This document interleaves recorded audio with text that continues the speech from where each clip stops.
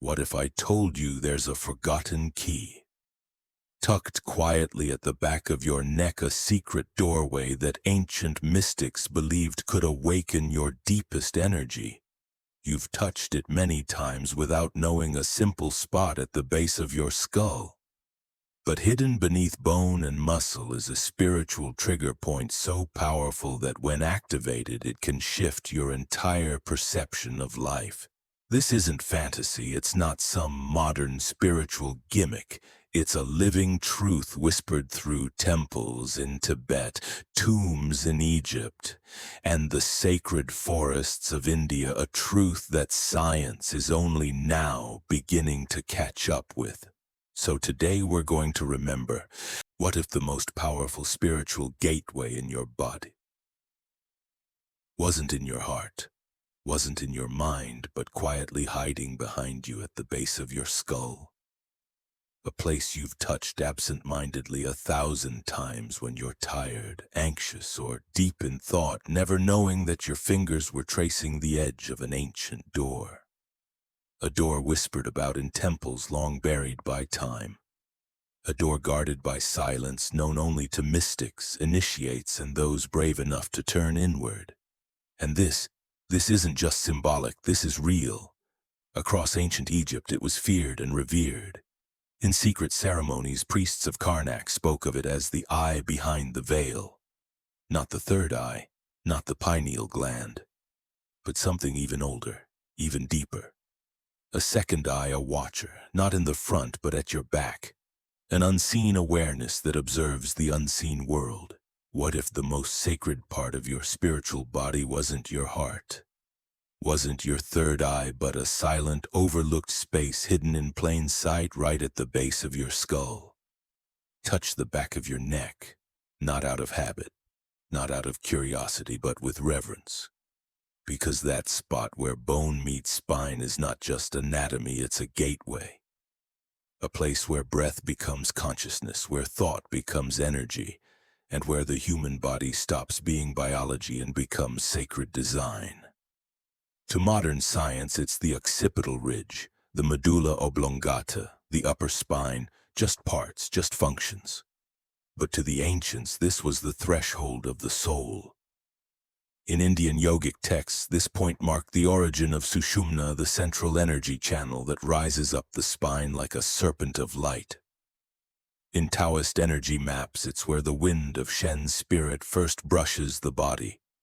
And in sacred Egyptian rituals, this space was known not by name, but by silence. It was felt, not spoken about, because true power didn't need to be loud. Here's what they knew and what we've forgotten. Your body is not a machine, it's a temple, and every temple has gates. This point at the nape of your neck is one of those gates, not just into the body, but into the energetic field surrounding you. This is where your nervous system plugs into consciousness. It's where your primal system's heartbeat, breath, survival touch the soul's memory. This is not just where life enters the body, it's where awareness enters you. Right here lives the medulla oblongata, the brainstem's ancient root. It's the oldest part of your brain, older than emotion, older than language. It controls the basics: breath, heart rate, balance, presence. It's also the bridge between unconscious survival and conscious expansion. And just beneath it lies the auric ignition point, the place where your energetic field begins to form. Yes, your aura doesn't start around your body, it starts inside, then radiates outward. And this point, it's the source code. When you touch it gently, consciously, something subtle happens. You may feel warmth, a tingle, a slight wave rolling up your spine, not because you're imagining it, but because you're waking it up. This isn't about belief. This is about energetic anatomy. The moment. What if I told you that the most ancient spiritual tool isn't a crystal, not a mantra, not even a temple? It's your own hand. You see, across forgotten temples in Tibet, in Egyptian rituals lost to sand and silence, there was one sacred gesture never spoken, only passed down in whispers. A simple touch right at the base of the skull. No guru needed, no incense, no chant, just you and awareness. Because the truth is, this isn't a ritual, it's a remembrance. And the gateway has always been there waiting. Touch the spot where your head meets your neck. That slight hollow, that quiet dip. To doctors, it's the occipital ridge. To mystics, it's the seat of spiritual ignition. Ancients didn't stimulate it randomly. They approached it as you'd approach a sacred door, slowly, humbly, reverently. Why? Because behind that door isn't fantasy. It's your field, your nervous system, your soul's memory, and now you're about to learn how to knock. This is not about pressure, it's not massage, it's not about force, it's about frequency. Raise your right hand. Place your index and middle fingers gently at the base of your skull, just above the neck hollow. Now pause. Before anything else, breathe. Inhale, hold, exhale. Feel your heartbeat. Feel your spine beneath your skin. Now press softly, not hard, just enough to say, I'm here. Then release. Do it again, press release. As if you're knocking on a door only your soul can open. This is your first message to your energy field, not, wake up, but I remember you. Now close your eyes. Let silence spread. The outside world fades because this is not an outer practice. It's inner navigation. Begin to notice, do you feel warmth, tingling, a magnetic pull rising up your neck, maybe stillness? It doesn't matter. Because even if your mind feels nothing, your body remembers. This point has been touched before in past lives, in ancestral memory, in childhood moments when you instinctively held the back of your neck during fear or awe. Don't expect fireworks. Expect a whisper. This gateway never screams. It hums. Now place your attention back on the point, and as you inhale, visualize light flowing from beneath your fingers. Not upward, not downward, inward. Picture this light wrapping gently around your spine like a ribbon, spiraling upward, meeting your brainstem, embracing your entire nervous system like golden silk. This is the inner ignition.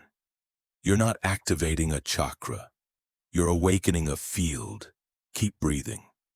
Let the light spiral in through the brainstem, through the medulla, wrapping around your thoughts, cleansing, not to escape the body but to inhabit it fully. Now comes the most subtle and the most powerful part. Listen, you may hear nothing, or you may hear everything, not voices, not language, but feeling, memory. A subtle pulse of knowing that says, you've been here before. This point doesn't respond to noise, it responds to presence. Some say they hear low frequencies, others the rush of blood like a river. But the wise, they say the real message is silence. Because once you listen beyond hearing, you'll notice your mind quiets. Your muscles soften. You don't try to be present. You are present. And this is the gateway waking. The first time may feel like nothing. That's okay. This isn't a one-time activation. It's a return. Repeat this ritual morning and night, at your desk, before sleep, after stress. Each time you do, the body learns again. The nervous system repatterns, your intuition sharpens, you begin to respond, not react. And you'll notice, you become less distracted, more centered, more whole. The world doesn't slow down, you stabilize, so next time your hand drifts to the back of your neck, don't dismiss it. That's your soul knocking. Not to escape this world, but to awaken within it. Touch the gate, listen, and return to the temple you've always been. What if the key to unlocking your inner calm wasn't in a book? Wasn't in a breathwork class, wasn't even in a temple? What if it was already built into your body? What if you've touched it 1,000 times in moments of stress, crisis, or awakening without even knowing what you were doing? There's a sacred switch at the base of your skull, a hidden pressure point that ancient mystics honored and modern science is just beginning to understand. This is not fiction. This is the meeting place of spirit and science, and it's been waiting for you to remember. Right where your head meets your neck behind the ears, beneath the occipital bone lives a gateway. Not metaphorically, literally. Tucked inside this zone is one of the most mysterious highways of your body, the vagus nerve. It runs from your brainstem down your spine and into your organs. It controls your breath, your heartbeat, your gut instinct, and your emotional balance. In ancient traditions, this wasn't just a nerve. It was called a golden thread, the spiritual lifeline that connects body to soul, mind to intuition. And today, neurologists are proving the same thing. When this area is gently stimulated, everything changes. Your heart rate slows, your stress hormones drop, your awareness expands. This point is not just important, it's sacred biology. In deep meditation, monks and mystics often enter a brain state called theta, a realm between sleep and waking where intuition flows and healing happens. Guess what? Modern EEG studies show that gentle touch or pressure at the base of the skull activates this very state. This isn't magic, this is the language of brain waves, and your body knows how to speak it. The occipital point isn't a woo idea, it's a neurological button that shifts you from fight or flight into stillness and clarity. That's why, in every culture, people instinctively touch the back of their neck in moments of grief, love, shock, or revelation. They don't know why, but their body remembers. Let's talk about the vagus nerve, your body's energetic backbone. It's not just a nerve, it's the only one that connects your brain to almost every major organ. It's also deeply involved in what spiritual traditions call the subtle body. When this nerve is activated gently through touch, breath, vibration, it sends a ripple through your entire system. You feel more intuitive, more emotionally grounded, more connected. In esoteric science, this is called alignment, and it begins with awareness of the gate, the base of your skull, the spot where this golden thread starts its journey. Why do people place their hands on the back of their neck when overwhelmed? Why do some monks place sacred ash right at that spot? Why do people across cultures instinctively cover, rub, or press this zone when entering deep prayer or meditation? Because the wisdom is in the wiring. This point is your body's ancient reset button. It's not superstition. It's not accidental. It's the body remembering the ritual, a sacred reflex left behind by thousands of years of human awakening. So next time life feels loud, next time the world pulls you off center, don't reach outward.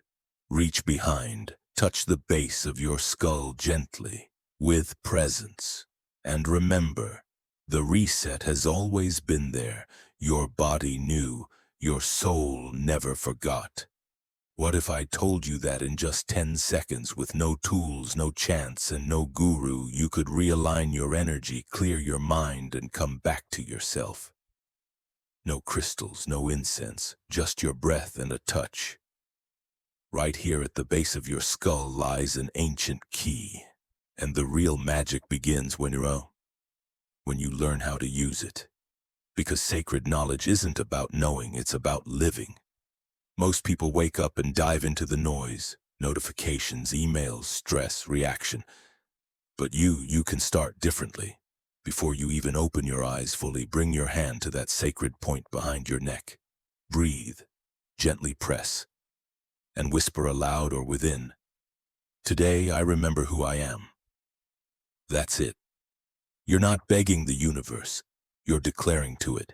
This small act reactivates your inner compass and turns your body into a temple from the very first breath of your day. Ever stare at a blank page or sit in silence hoping inspiration will strike? What if creation didn't start in the mind, but at the base of the skull? Before you write, paint, meditate, gently touch that point. Close your eyes, breathe. You'll feel the static dissolve. A current opens. It's not fantasy, it's frequency. Ancient sages used this before spiritual rituals. Today, you can use it before a creative one.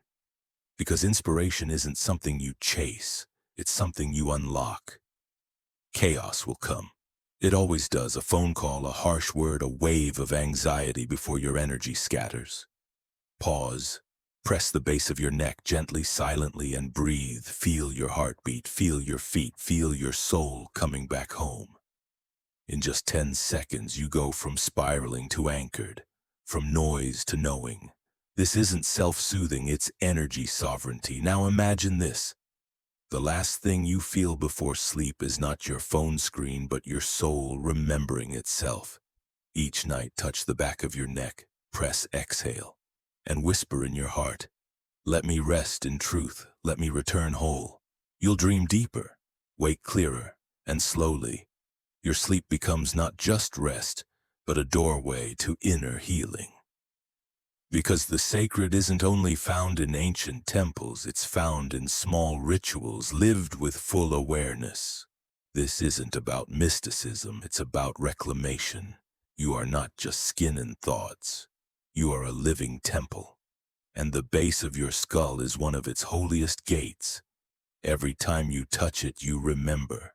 Every time you breathe into it, you return to your peace, to your center, to the version of you that never left. So next time you feel lost, scattered, or disconnected, don't reach for your phone. Reach for the base of your skull. That's your true signal. It's always been waiting, and now it's time.